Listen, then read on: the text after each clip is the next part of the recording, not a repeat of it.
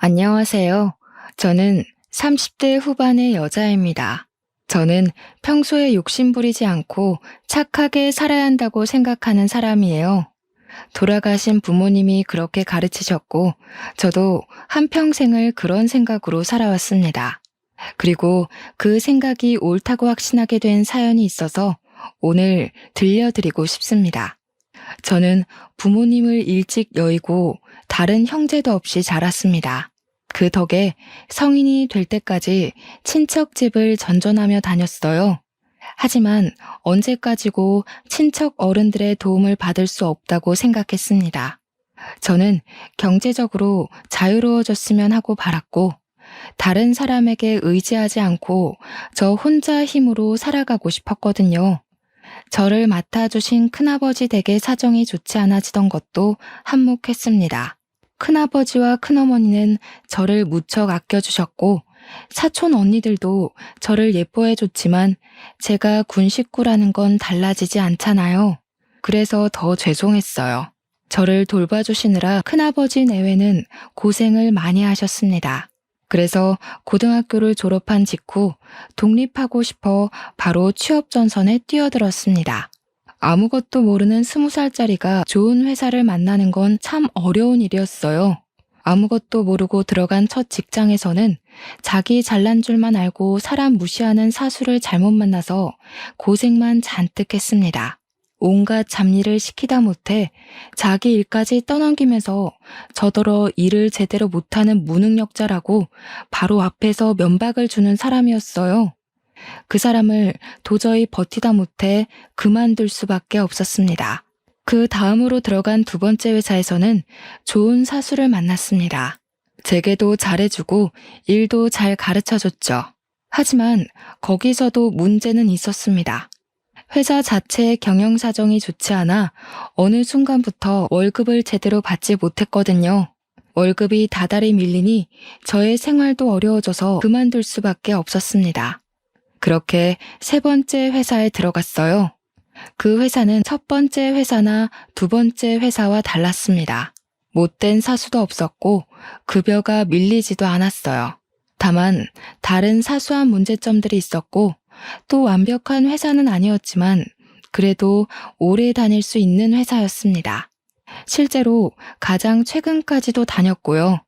그리고 그 세 번째 회사에서 지금의 남편을 만났습니다. 당시에 그 사람은 같은 부서에 새로 들어온 신입사원이었습니다. 키가 말쑥하니 컸지만 덩치값 못하고 어리버리한 느낌이라 고생하겠네 정도가 그 사람에 대한 첫인상이었습니다. 새로 들어온 직원 이상도 이하도 아니었어요. 그리고 관심도 가지지 않았습니다. 회사 사람에게 연애 감정을 품을 일은 없다고 생각했고요. 평소 소개팅 같은 것도 꽤 나가봤지만 마음 맞는 사람을 찾지 못해 오히려 남자에 관한 관심도 뚝 끊긴 상태였습니다. 연애를 해보지 않은 건 아니었지만 결혼 생각이 드는 사람은 없었어요. 혼자 사는 게 외롭지 않았다면 거짓말이겠죠. 하지만 저는 그런 생활이 익숙했고 앞으로도 잘해 나갈 자신도 있었어요. 그래도 평생 혼자 살진 않겠지 같은 느슨한 생각을 하고 있었으니 특별히 급할 것도 없었습니다. 게다가 그 사람은 당시 저보다 몇 살이나 어린 신입사원이었으니 더욱 남자로 볼 생각도 못했습니다. 그 사람도 저에게 관심 없었고요. 더구나 그 사람과 저는 직급도 꽤 차이가 났습니다. 그랬으니 일 외에는 연관도 없었죠. 그렇다고 다른 접점을 만들 생각도 없었습니다. 회사 동료일 뿐이었어요. 딱 그 정도의 관계였습니다. 그러던 어느 날 저와 그 사람의 관계가 달라졌습니다. 그 사람이 들어온 후 회식이 있던 날이었어요. 신입사원 환영회를 겸한 회식이어서 그 사람은 자연스럽게 회식의 주인공처럼 돼버렸습니다. 회사에는 남 술 먹이기 좋아하는 사람들이 꽤 많았는데 안타깝게도 그 사람의 사수부터 시작해 주위에 있는 상사들이 죄다 그런 사람들이었습니다. 나쁜 사람들은 아니지만 술 마실 때는 피하고 싶은 사람들 말이에요. 그 사람은 그걸 알 리도 없었을 테고 또 알았다고 하더라도 피할 수 없었을 거예요. 그래서 주는 족족 받아 마시고 말았습니다. 제가 어느 순간 보니 그 사람이 벌써 테이블에 이마를 박은 채더라고요. 회식을 시작한 지 얼마 되지도 않았는데 몸을 가누지 못할 정도로 취한 걸 보자니 안쓰러운 마음이 드는 한편 좋은 생각이 떠올랐습니다. 마침 저는 회식을 그다지 좋아하지 않았고 그날은 특히 몸도 좋지 않았어요. 그래서 적당히 빠져나갈 생각을 하던 중에 그 사람이 보인 겁니다. 저는 그 사람을 데리고 밖으로 나왔어요. 아무래도 신입이 많이 취한 것 같으니 이대로 둘 수 없지 않으냐, 데려가서 택시를 태워보내겠다, 그런 말을 하면서요. 다른 사람들은 부어라 마셔라 하고 있기에 바빠서 제가 그 사람을 데려다 주든 말든 신경 쓰지 않는 것 같았습니다. 실제로도 그다지 신경 쓰지 않았을 테고요. 저는 술이 떡이 된 그 사람을 데리고 밖으로 나와 편의점으로 향했습니다. 편의점 바깥에 있는 의자에 대충 앉혀두고 숙취 해소제를 사서 들려주었어요. 그때까지도 그 사람은 딱히 정신을 차린 것 같지 않아 보였고 저는 택시를 불러 그 사람을 태워보냈습니다. 다행히 자기 집 주소를 부를 줄은 알더라고요. 그리고 그 다음부터 그 사람이 제 앞에 알짱대기 시작했습니다. 틈만 나면 말을 걸고 커피를 사주고 같이 식사하자고 하는 등 관심을 끌려는 게 분명해 보였어요. 거기에 태도는 어찌나 사근사근한지 봄바람이 따로 없었습니다. 하지만 저는 그 사람에게 관심이 없었고 애둘러 거절하고 최대한 무시했습니다. 그런데도 그 사람은 제 마음을 얻기 위해 끈질기게 굴었어요. 그 노력 덕에 저는 그 사람을 조금씩 마음에 담게 되었습니다. 그걸 안 그 사람도 더 열심히 제게 잘해줬고요. 그러다 보니 어느 순간 정신을 차렸을 때는 그 사람과 단둘이 레스토랑에서 식사하며 고백받고 있었더군요. 그 사람은 끈질기고 또 다정한 사람이었습니다. 단순히 끈질기기만 했던 사람이었다면 끝까지 무시했을 텐데 다정하게까지 구니 속절없이 마음이 녹아버린 거예요. 게다가 저보다 몇 살은 연하라 의지가 되지도 않을 거로 생각했는데 알면 알수록 의지가 되는 사람이더군요. 저는 그렇게 그 사람과 연애를 하게 되었습니다. 저는 결국 이 사람이 아니면 안 되겠다는 생각이 들었고 마침내 결혼하게 되었습니다.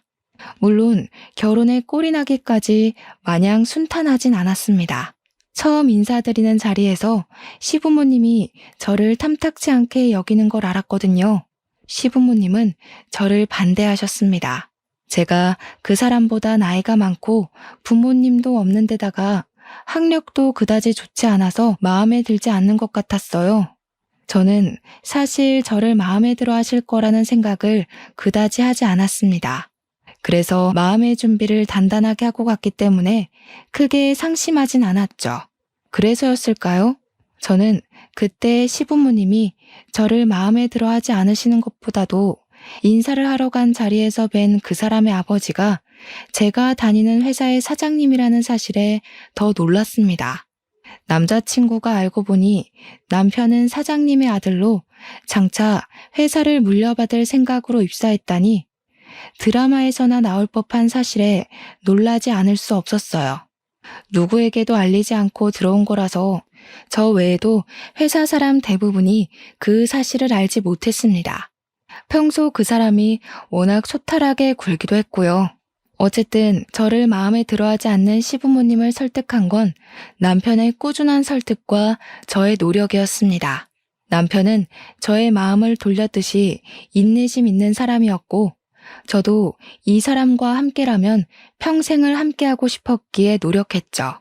그렇게 시부모님은 저희의 결혼을 허락해 주셨습니다. 사실 시어머니는 그때까지도 저를 못마땅해 하셨지만 시아버지는 저를 조금씩 마음에 들어하게 되셨어요. 저희는 시아버지의 허락의 아래 결혼할 수 있게 되었습니다. 결혼하고 얼마 되지 않아 저는 임신하게 되었습니다. 남편은 세상에서 가장 행복한 사람인 것처럼 기뻐했고 저도 무척 기뻐했어요. 아이를 가질 계획은 있었지만 이렇게 빨리 임신할 줄 몰라 당황하기도 했지만 이왕 가정을 가졌으니 어서 아이를 갖고 싶었기도 했으니까요. 오랫동안 혼자 살아온 제게 아이는 축복 같았습니다.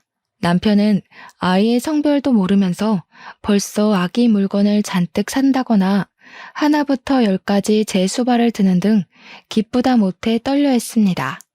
저도 그런 모습이 보기 좋았고요. 행복했습니다. 하지만 그런 행복도 그리 오래 가진 못했습니다. 제가 임신했다는 것을 안 뒤 저는 남편과 함께 시댁으로 가 저의 임신 사실을 알렸습니다. 시아버지는 당시에 자리를 비워 안 계셨고 시댁에는 시어머니뿐이었지만 저는 임신 소식을 들은 시어머니가 당연히 기뻐해 주실 거로 여겼어요. 그도 그럴 것이 첫 손주였고 시아버지는 은근히 얼른 손주를 보고 싶어 하셨거든요. 그런데 시어머니는 아니었습니다. 시어머니는 제게 고생했다는 말 대신 대뜸 물었습니다. 예, 그럼 너 이제 회사 그만둘 거니? 아니요, 회사는 계속 다닐 생각이에요. 아이를 낳은 후에는 육아휴직을 쓰려고요. 시어머니 얼굴이 뭔가 마음에 들지 않는 것 같았습니다. 예상했던 상황이 아니었어요. 시어머니는 못마땅한지 대놓고 얼굴을 찡그리고 있었죠. 분위기가 이상하게 돌아갔습니다. 저와 남편이 아무 말도 하지 못하고 긴장하고 있자 시어머니는 말했습니다. 예, 들어봐라. 네가 일을 그만두지 않으면 낳은 애는 결국 내가 보게 될 텐데 나는 애 봐주기 싫다. 가뜩이나 나이 많은 며느리가 낳은 애잖니? 어머님, 무슨 말을 그렇게 하세요? 제 나이가 무슨 상관이에요?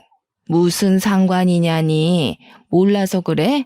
가뜩이나 나이 많은 며느리 노사 나면 어차피 애도 변변치 못할 게 분명한데 대체 내가 왜 골병 들어가며 애를 봐줘야 하니? 어차피 제대로 된 애도 아닐 텐데 굳이 낳을 필요 없다. 그냥 지워버려. 아직 네 아버지는 모르시니 굳이 알릴 필요도 없다. 저는 시어머니의 그 충격적인 말에 순간 아무 말도 하지 못했습니다. 노산이라고 애를 지우라고 하다니요. 축하해주진 못할 망정 그런 얘기를 하는 것에 남편 역시 황당함에 바로 입 열지 못하다가 뒤늦게 그게 대체 무슨 말이냐고 시어머니에게 대들었죠. 시어머니는 남편의 반응에 오히려 역정을 냈습니다. 시끄러워. 기껏 너희를 위해 한 말인데 뭐가 그렇게 마음에 안 들어? 더 얘기하기 싫으니 나가. 길로 저와 남편은 시댁 밖으로 쫓겨났습니다. 저는 이 상황이 너무 이해가 가지 않았습니다. 게다가 서운하고 서럽다는 걸 토로할 친정엄마도 계시지 않아 더 그랬습니다. 남편은 어머니가 마음에도 없는 소리를 하신 것일 거라며 너무 마음에 담아두지 말라고 저를 달랬습니다. 하지만 정말 마음에 없는 소리를 하신 걸까요? 저는 알 수 없었습니다. 그래도 진심으로 말씀하신 거라고는 생각하고 싶지 않았어요. 차라리 저를 이전부터 마음에 들어 하지 않으셨으니 그냥 기분 나쁜 일이 있어서 공연히 제게 쏘아붙이신 거로 생각하고 싶었어요. 그로부터 며칠이 지났습니다. 저는 마음을 좀 가다듬었고 진정한 상태였어요. 언제까지고 마음에 품고 있어봤자 시어머니가 미워질 테고 아이의 태교에도 좋지 않을 거라는 생각이 들어 좋게 생각하려고 노력했습니다. 물론 아무리 빈말이라도 아이를 지우라는 충격적인 말은 쉽게 받아들이진 못했지만 시어머니도 많이 놀라서 그런 말씀을 하신 걸 거라고 애써 자신을 다독였어요. 게다가 뒤늦게 저의 임신 사실을 안 시아버지께서는 몹시 기뻐하셨기 때문에 마음이 달래졌어요. 시어머니가 저에게 하셨던 폭언은 말씀드리지 못했지만 시아버지가 기뻐하시니 괜찮다는 생각이 들었습니다. 하지만 저는 그걸 그냥 넘어가선 안 됐습니다. 저는 기분 전환을 할 겸 마침 친구들이 불러서 밖으로 나갔습니다. 결혼 이후 한동안 보지 못했던 친구들이라 한껏 즐거운 마음이 들었죠. 오랜만에 만난 친구들은 제 임신 사실을 듣더니 깜짝 놀라면서 축하해줬습니다. 그에 내내 서운했던 제 마음이 조금 더 나아졌습니다. 저는 친구들과 그간 지낸 이야기들을 하며 한창 수다를 떨었습니다. 결혼한 이후로 거의 만나지 못한 친구들이라 정말 즐거운 시간이었어요. 저와 친구들은 어지간히 근황을 얘기한 후에는 밥을 먹기 위해 레스토랑으로 향했습니다. 분위기가 좋고 맛있는 음식을 하는 곳이었어요. 몇 번 와본 적도 있었고 결혼 전에 남편이 고백했던 장소이기도 했어요. 그때의 추억을 새록새록 떠올리며 친구들과 앉아 얘기하는데 친구 중 한 명이 뭔가를 발견했습니다. 혜선아, 저기 저 사람 어디서 많이 본 것 같은데 네 남편 아니야? 제 남편이란 말에 저는 몸을 돌려 친구가 가리킨 곳을 봤습니다. 조금 떨어진 자리였지만 그래도 얼굴을 알아보는 데는 어렵지 않은 거리였어요. 그곳엔 시어머니를 만나러 간다던 남편이 있었고 어떤 여자가 맞은편에 앉아 있었습니다. 업무상 미팅이라고 하기엔 장소가 이상했어요. 분위기가 좋은 레스토랑이긴 했지만 이곳은 데이트나 모임 같은 걸 하기에 좋은 곳이지 공적인 일을 하기엔 어울리지 않았거든요. 게다가 여자의 옷차림은 더 이상했습니다. 꼭 선을 보러 나온 사람 같이 한껏 꾸미고 있었거든요. 친구들은 뭔가 심상찮은 일이라는 걸 깨닫고 제 눈치를 보며 조용히 입을 다물었습니다. 저는 그 상황이 바로 파악이 되지 않았죠. 그리고 제가 어떤 반응을 보이기 전에 저편에서 보이는 남편이 벌떡 일어났습니다. 남편은 지금 이게 무슨 짓이냐고 불같이 화를 내면서 그대로 자리를 박차고 나갔습니다. 저는 친구들에게 양해를 구하고 바로 자리에서 일어나 그 길로 남편을 쫓아나갔습니다. 남편은 뒤따라 나온 저를 보더니 당황한 얼굴이었고 동시에 화가 난 표정이었습니다. 그렇지만 남편은 제게 화를 내지 않았어요. 제게 화가 난 게 아니었으니까요. 당신 오늘 친구들 만난다더니 여기서 만났어? 응, 여기서 만나기로 했었어. 여기 분위기도 좋고 괜찮잖아. 근데 당신이 보여서 따라 나온 거야. 조금 이따 들어가 봐야 해. 그런데 아까는 누구였어? 일 때문에 만난 사람이야? 남편은 잠시 아무 말이 없다가 곧 한숨을 푹 내쉬었습니다. 당신이 오해하지 말고 들었으면 좋겠어. 당신한테 말했다시피 난 어머니가 부르셔서 나왔어. 갑자기 소개해줄 사람이 있다길래 나왔는데 저 여자 혼자 있더라고. 나는 저 여자가 누군지도 몰랐어. 근데 얘기를 들어보니 어머니가 멋대로 내 선자리를 마련하셨대. 그렇지만 오해하지 마. 절대로 당신이 걱정할 상황 만들지 않을 테니까. 충격적이었습니다. 이미 결혼한 사람에게 선자리라뇨. 황당한 한편 화가 치밀었습니다. 제게 아이를 지으러 간 시어머니가 이번엔 남편에게 선자리를 마련해 준 겁니다. 도무지 이해도 안 가고 이해하고 싶지도 않았습니다. 시어머니의 이런 행동은 저를 존중하지 않는 거였고 저를 며느리라고 생각이나 하는지 의심스러웠습니다. 시어머니가 결혼 후에도 저를 탐탁치 않아 한다는 건 알고 있었어요. 하지만 고부 갈등은 흔한 거라고 들었습니다. 당장 제 친구들만 하더라도 시어머니와 사이가 처음부터 가깝지는 않았다고 했고 저는 천천히 시간을 들여 시어머니의 마음에 드는 며느리가 되고 싶었습니다. 전혀 서로를 모르던 사람들이 친해지려면 시간이 걸리잖아요. 저는 그런 거라고 생각했어요. 하지만 시어머니는 그럴 생각이 없었던 모양입니다. 저는 기가 막혀서 그 길로 시어머니에게 따지러 갔습니다. 남편이 따라오려고 했지만 괜찮다고 만류하고 저 혼자 갔어요. 남편이 없는 자리에서 시어머니의 솔직한 얘기를 듣고 싶었거든요. 사실 오랜만에 만난 친구들과 조금 더 같이 있고 싶었지만 그보다도 이 상황을 해결해야 한다는 생각이 먼저 들었습니다. 친구들은 고맙게도 저를 걱정해주며 잘 해결하라고 응원해줬죠. 시어머니는 집에 계셨습니다. 막 외출을 하려던 참이었는지 한껏 꾸미고 나서는 얼굴이 좋아 보였어요. 그렇지만 저를 보는 순간 못 볼 걸 봤다는 것처럼 그 얼굴이 구겨지더군요.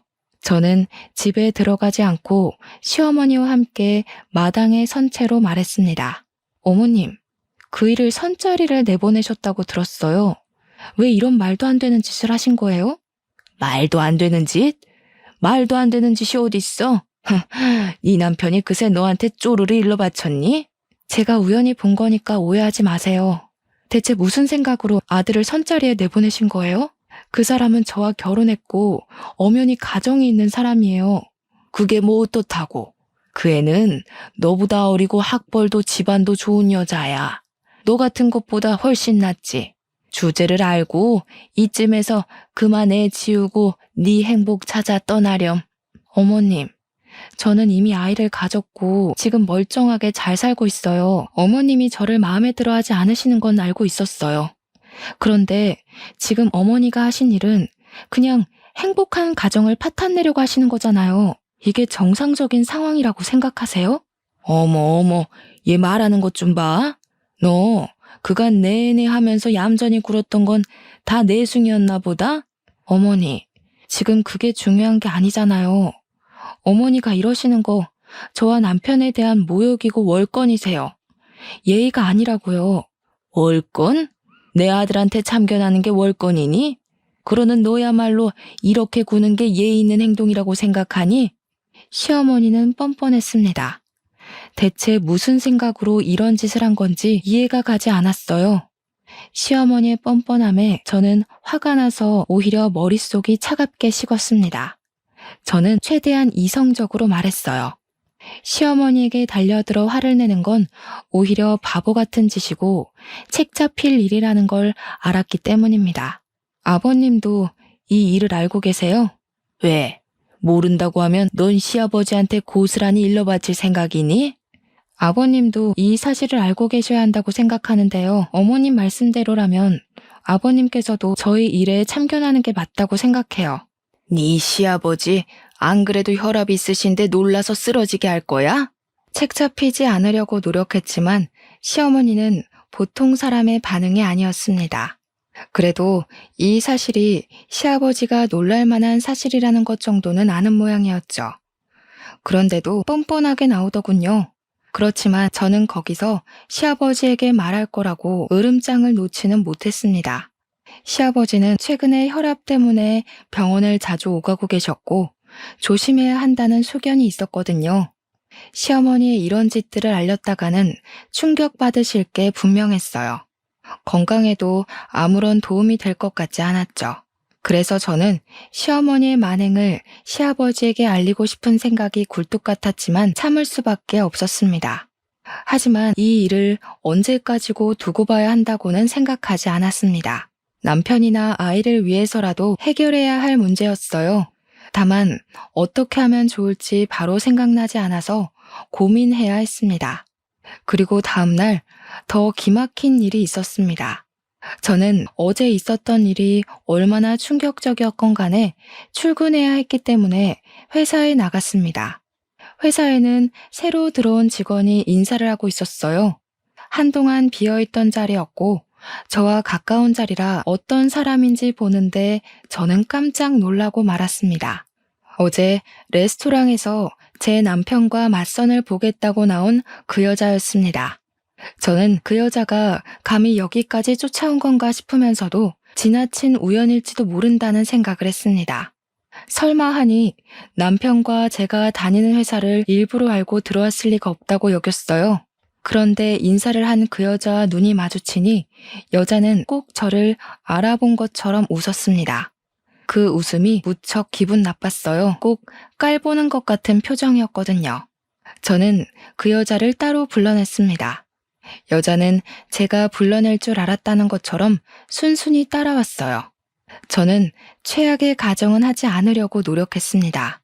혹시 이 여자도 제 시어머니에게 속아 선자리에 나오게 된 걸지도 몰랐으니까요. 하지만 그 깔보는 것 같은 표정이 너무 선명해서 저는 울컥 화가 났습니다. 그 감정을 애써 다스리며 말했어요. 민지 씨, 어제 선보러 나갔죠? 그 선본 남자가 유부남인 거 알고 나갔어요? 네, 알아요. 혜선 씨가 그 사람 부인이죠? 그것도 알아요. 그래서 뭐요? 문제 있어요? 여자는 대체 뭐가 문제냐는 듯한 얼굴이었습니다. 뻔뻔하기까지 한 말투였죠. 여자의 태도에 저는 화가 났지만 그 여자는 더 기막힌 말을 했습니다. 어차피 혜선 씨는 그 사람과 이혼하게 되어 있고 그 사람은 저랑 결혼할 거예요. 가진 거 쥐뿔없고 나이만 많은 혜선 씨 같은 여자보다는 저처럼 어리고 예쁘고 학력까지 괜찮은 여자가 더 어울리지 않겠어요?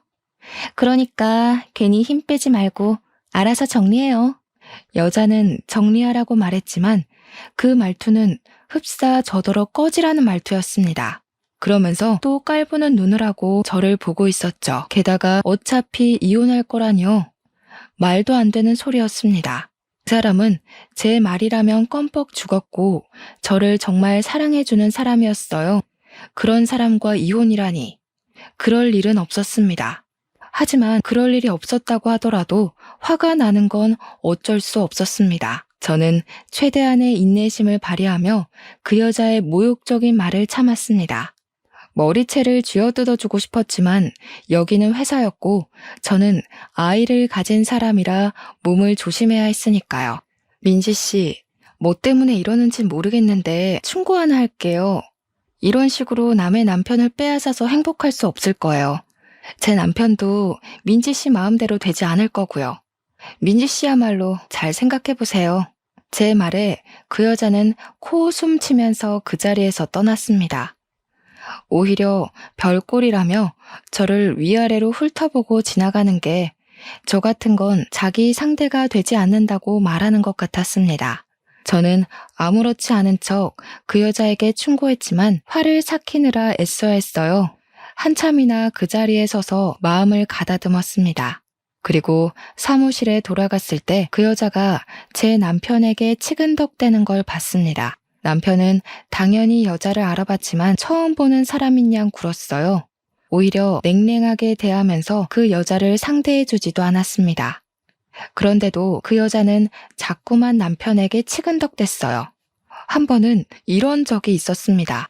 회사 사무실은 그리 작진 않았지만 아주 크지도 않아서 남편과 제 자리는 조금 떨어져 있어도 무슨 얘기를 하는지 잘 들리는 거리였습니다. 그래서 이따금 업무를 도와주거나 도움받거나 하는 일도 많았고요. 그게 아니더라도 짧게 대화하기에 나쁘지 않은 정도였습니다. 그리고 그 여자, 맞선 여는 저와 가까운 자리였습니다. 남편과는 꽤 먼 자리라 그 여자는 처음 자리를 배정받았을 때 혼잣말로 불평하는 걸 들은 적 있어요. 저는 그게 꽤 마음에 들었습니다. 맞선 여가 조금이라도 남편과 멀어지길 바라기도 했고요. 그러던 중 그 여자의 사수가 잠시 출장으로 자리를 비웠을 때였습니다. 그 여자는 업무에 대해 잘 모르는 게 있었는지 아니면 일부러 핑계거리를 만든 건지 모르겠지만 자리에서 일어나 남편에게로 가서 업무에 관해 묻는 게 아니겠어요? 저는 기가 막혔죠. 그 여자와 남편의 자리 간격은 꽤 멀었는데도 일부러 남편에게 간 건 사실 치근덕거리기 위한 핑계라는 생각이 들었습니다. 게다가 묻는 업무 내용은 저나 근처에 있는 다른 직원에게 물으면 더 쉽게 해결할 수 있는 내용이었어요. 그런데도 남편에게 묻다니 그간 그 여자의 태도는 노골적이었습니다. 사무실 사람들도 그 여자가 남편에게 치근덕댄다는 걸 알 정도로요. 이번에도 마찬가지였고 이런 적이 몇 번이나 있었어요.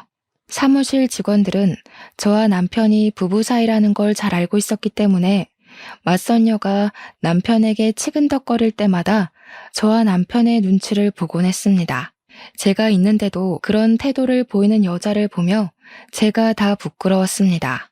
다른 직원들도 저희의 눈치를 보고 있는 게 훤하게 느껴졌어요. 하지만 그 뻔뻔한 여자는 애교 섞인 목소리로 코맹맹이 소리까지 내며 가르쳐달라고 거의 매달리고 있었습니다. 남편의 표정은 정말 질린 얼굴이었어요. 남편은 그 여자가 물어보는 걸 알면서도 모른다고 딱 잡아떼면서 아주 차갑게 대했지만 저는 그걸 가만히 두고만 볼 수 없었습니다. 저는 곧장 자리에서 일어나 그 여자와 남편에게 가까이 다가갔습니다. 그 여자는 제가 다가가는 인기척을 느끼고 돌아봤고 다가온 사람이 저인 걸 확인하자마자 얼굴을 구겼죠. 물론 제가 알 바는 아니었습니다. 오히려 그런 표정을 하는 걸 보며 조금 통쾌하기도 했어요. 민지 씨, 그 업무는 윤석 씨 말고 저나 은희 씨한테 물어보는 게 더 나아요. 이리 줘봐요. 이건 그렇게 하는 게 아니에요. 여기 이 표 보이죠? 여기랑 비교하면서 봐야 해요. 저는 아무렇지도 않은 척 맞선녀가 가져간 서류를 보며 가르쳐주기 시작했습니다. 더는 질문할 내용도 없이 어린애가 이해할 수 있을 만큼 쉽게요.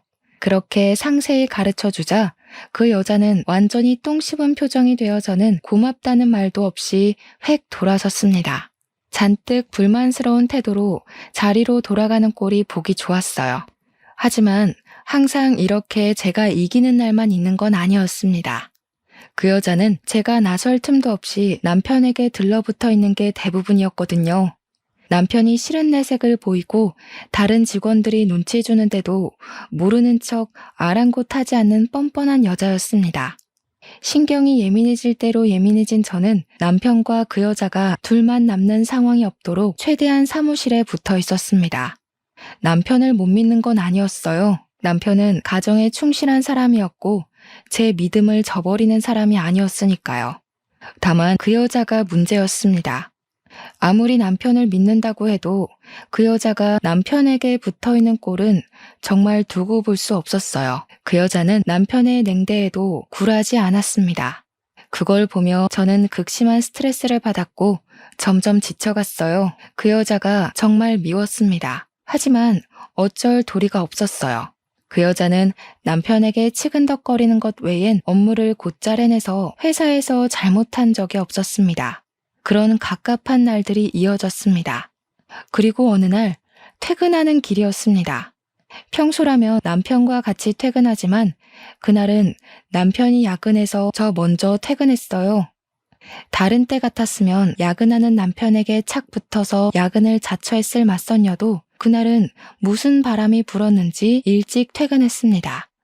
하지만 저는 곧장 집으로 가지는 않았습니다. 시아버지가 시댁에 잠시 들르라고 하셨거든요. 사실 시어머니와 마주치고 싶지 않아 가고 싶지 않았지만 시아버지의 말씀이시니 가기 싫어도 갔습니다. 시어머니와 마주치면 또 무슨 소리를 하실지 두렵기도 했지만 제가 겁먹을 필요도 없다는 생각으로 마음을 단단히 먹었어요.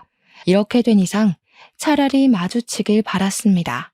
시어머니가 맞선으로 밀어넣은 그 여자가 회사에 들어왔는데 그건 알고 계시는지도 따져 물을 생각이었거든요. 그렇게 마음을 다잡은 채로 시댁에 도착했습니다. 가까이 가보니 대문이 열려 있었어요. 저 온다고 시아버지께서 미리 열어두셨나 하며 대문 가까이 다가가는데 안쪽에서 소리가 들렸습니다. 시어머니였어요. 그런데 꼭 누군가와 얘기하는 것 같아 살그머니 안쪽을 들여다보니 그 맞선녀가 시어머니와 함께 마당 가운데의 대청마루에 사이좋게 앉아 있었습니다. 저는 깜짝 놀라서 안으로 들어가지 않고 몸을 숨겼습니다. 둘이 아는 사이라고 짐작하곤 있었지만 저렇게 사이 좋아 보일 줄은 몰랐습니다. 게다가 맞선녀가 찾아왔다는 것에 어이가 없어요. 여기가 어디라고 찾아온 건가 싶었죠. 저는 당장 튀어나가 맞선녀를 끌어내고 싶었지만 곧 시어머니와 맞선녀의 도란도란한 대화 소리가 들려왔습니다. 저는 무슨 생각에서인지 휴대폰의 녹음 기능을 켰어요. 엄마, 진짜야? 이제 진짜 이 집이 우리 집 되는 거야? 그 여자가 나간대?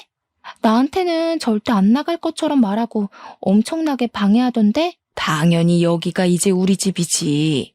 걔는 머지않아 떨어져 나갈 거야. 제깎게 버틴다고 해도 뭐 얼마나 버티겠어. 무조건 버티는 게 이기는 거야. 임신했는데 떨어져 나갈까? 애부터 어떻게 해야 하는 거 아니야? 그 여자 애 뗄 생각도 없어 보이던데? 엄마가 다 알아서 할게. 예쁜 우리 딸 이제 결혼해서 회사 물려받으면 그때부터 인생 활짝 필 거야. 걱정 말렴. 넌 윤석이 마음에 들기만 하면 돼. 여차하면 너도 그 애의 아이를 가지면 되지 않겠어? 윤석이는 책임감이 강해서 자기 애가 생기면 그냥 넘어가지 못할 거야. 맞선녀는 시어머니를 엄마라고 불렀습니다. 저는 상황이 바로 이해가 되지 않아서 멍하니 서 있었죠. 게다가 애부터 어떻게 해야 하는 거 아니냐니요. 엄연히 제가 있고 우리 두 사람의 아이를 뵀는데 맞선녀더러 그이의 아이를 가지라뇨. 저는 그 끔찍한 말을 뱃속의 아이가 들었을까 무서웠습니다. 그 말에 시어머니가 알아서 다 한다는 말도 무서웠어요. 뭘 어떻게 할 셈이었던 걸까요? 알고 싶지도 않았습니다. 맞선녀와 시어머니의 말은 하나같이 끔찍했고 역겨운 말들이었습니다. 엄마, 그럼 이제 엄마도 아저씨 눈치 안 보고 나랑 살 수 있겠네? 너무 좋다. 얘는 아저씨가 아니라 아버님이라고 해. 그리고 나는 이제 어머님이라고 불러야지. 네가 아무리 내 딸이라지만 앞으로는 내 며느리 될 거 아니니? 손에 물 한 방울 안 묻히게 해줄 테니까 너만 잘하면 돼. 맞선녀는 시어머니의 말에 냉큼 어머님 하고 부르며 애교를 떨었습니다. 그런 모습과 맞선녀가 시어머니의 딸이라는 말에 저는 곧 떠올릴 수 있었어요. 남편에게서 들은 말이 있었거든요. 남편이 지금의 시어머니가 새어머니라고 했었습니다. 남편을 낳아주신 시어머니는 남편이 어릴 적에 돌아가셨다나 봐요. 그 후에 시아버지는 지금의 시어머니와 재혼하셨다고 했고요. 남편 말로는 시어머니에게는 다른 자식이 없었다고 했었어요. 그런데 갑자기 딸이라뇨? 혼란스러웠습니다. 게다가 아무리 친자식 아니라지만 아들과 자기 딸을 결혼시키려는 어머니라니 말도 안 되는 소리였어요. 그때 제 뒤에서 시아버지가 나타나셨습니다. 낚시하고 오셨는지 낚싯대를 가지고 오시던 시아버지는 제게 왜 문 앞에 서서 들어가지 않고 있느냐고 물으셨어요. 그리고 그 목소리를 안에서도 들은 모양이었습니다. 도란도란하던 시어머니와 맞선녀의 대화가 뚝 끊겼거든요. 저는 시침이 뚝 떼고서 방금 막 왔다고 말했습니다. 시아버지는 제게 오느라 고생했다며 다정하게 말씀하셨죠. 저는 시아버지와 함께 대문 안쪽 마당으로 들어섰습니다. 시어머니와 맞선녀는 아무렇지도 않게 시아버지를 반겼습니다. 같이 들어온 저는 안중에도 없고 본 척도 하지 않더군요. 인사를 바라지도 않았지만 어처구니가 없었습니다. 시아버지는 맞선녀를 보고 누구냐고 물었어요. 그간 어찌나 잘 숨겨온 모양인지 시아버지는 그 여자가 누구인지 모르시는 것 같았습니다. 작지 않은 회사라 새로 들어온 직원을 알아보지 못하는 것도 이해가 가기도 했고요. 친구 딸이에요. 예전부터 저를 어찌나 잘 따르는지 자기 엄마처럼 대한다니까요. 오늘은 갑자기 저를 보고 싶다고 이렇게 찾아왔네요. 예, 민지야, 인사드리렴. 그 여자는 시어머니의 말이 쑥스럽다는 것처럼 수줍게 웃으며 시아버지께 인사드렸습니다. 그 모습은 저를 그렇게 업신여기고 깔보던 여자라고는 생각할 수 없을 정도로 얌전한 규수처럼 보였어요. 기가 막혔죠. 그 여자가 그간 저에게 해온 것들이 있는데요. 저는 더는 참아줄 생각이 들지 않았습니다. 그래서 시아버지께 말해버렸죠. 어머님, 그게 무슨 소리세요? 친구 딸이 아니라 어머님 딸이잖아요. 어떻게 어머님 딸을 남처럼 소개하세요? 민지 씨 서운하게. 제 말에 시어머니와 맞선녀의 표정이 구겨졌습니다. 시아버지는 제 말을 듣고서는 이게 다 무슨 소리냐고 물으셨죠. 시어머니와 여자도 무슨 헛소리냐고 했지만 저는 조용히 방금 녹음한 파일을 켰습니다. 소리가 흘러나오자 잠시 침묵이 감돌았지만 시어머니는 자신의 목소리가 나오는 순간 그게 뭔지 벼락처럼 깨닫고는 제게 달려들어 휴대폰을 빼앗으려 들었습니다. 저는 악귀처럼 달려드는 시어머니를 피해 시아버지 뒤로 숨었고 시아버지는 시어머니에게 가만히 있으라며 호통쳤습니다. 시어머니 창백하게 질린 채 몸을 움직이지 못하고 저를 노려보고 있었죠. 맞선녀 역시 마찬가지로 딱딱하게 굳은 채였습니다. 휴대폰에서는 계속해서 두 사람의 목소리가 흘러나왔습니다. 맞선녀가 시어머니에게 엄마라고 부르는 것부터 시작해서 애부터 어떻게 해야 하는 거 아니냐는 말, 이 집이 우리 집이 될 거라는 말, 너는 앞으로 내 며느리가 될 거라는 말까지 전부 다요. 녹음을 들은 시아버지는 잠시 아무 말도 없으셨습니다. 너무 기가 막혀서 말문이 막히신 것 같기도 했고, 이게 무슨 상황인지 바로 이해가 되지 않으시는 것 같기도 했어요. 그래서 제가 설명했습니다. 그간 아버님께서 놀라실까봐 말씀드리지 못했는데, 이렇게 된 이상 이제는 아버님도 아셔야 할 것 같아서 말씀드려요. 어머님께서 제가 마음에 안 드셨나 봐요. 저더러 아이를 지우라고 하시기도 하시고 그이와 저 여자분을 맞선도 보게 하셨거든요. 아마도 어머님께서는 저 말고 어머님 따님분을 며느리로 앉히고 싶으신 것 같아요. 제 말을 들은 시아버지의 낯빛이 바뀌자 시어머니는 시아버지 앞에서 무릎을 꿇고 싹싹 빌기 시작했습니다. 자기가 어떻게 된 모양이라고, 잘못했다고요. 용서해달라고 하며 맞선녀에게 얼른 빌라고 외쳤습니다. 맞선녀도 덩달아 그 앞에 무릎 꿇고 빌었습니다. 하지만 시아버지는 불같이 화를 내셨죠. 평소 온화한 성품이신 시아버지는 한번 화가 나면 아주 무서운 분이십니다. 시어머니와 맞선녀는 시아버지의 역정을 고스란히 받아내야 했고, 시어머니는 결국 시댁에서 맨몸으로 쫓겨났습니다. 이후 시부모님은 이혼 소송에 들어가게 됐습니다. 시어머니는 발악하며 시아버지께 용서를 구했지만 소용없었어요. 시아버지는 단호하셨습니다. 뻔뻔한 맞선녀는 회사에서 잘렸고요. 뒤늦게 모든 사실을 안 남편도 미처 자기가 몰랐던 시어머니와 맞선녀의 끔찍한 짓들에 크게 화를 냈죠. 저더러 어떻게 그간 참았느냐고 염려하기도 했습니다. 그렇지만 저는 괜찮았습니다. 맞선녀는 치워졌고 더는 시어머니가 나설 자리는 없었거든요. 시아버지는 제게 참 고생이 많았다며 위로해 주셨고요. 마음 고생할 게 없어진 저는 그 후로 무사히 순산한 뒤 남편과 아들과 함께 잘 살고 있습니다. 예로부터 송충이는 솔잎을 먹고 살아야지 갈잎을 먹으면 안 된다고들 합니다. 꿈을 꾸는 건 좋지만 시어머니와 맞선녀의 행동은 도가 지나쳤고 남의 행복을 짓밟으며 빼앗으려 했습니다. 그건 정말 잘못된 행동이었어요.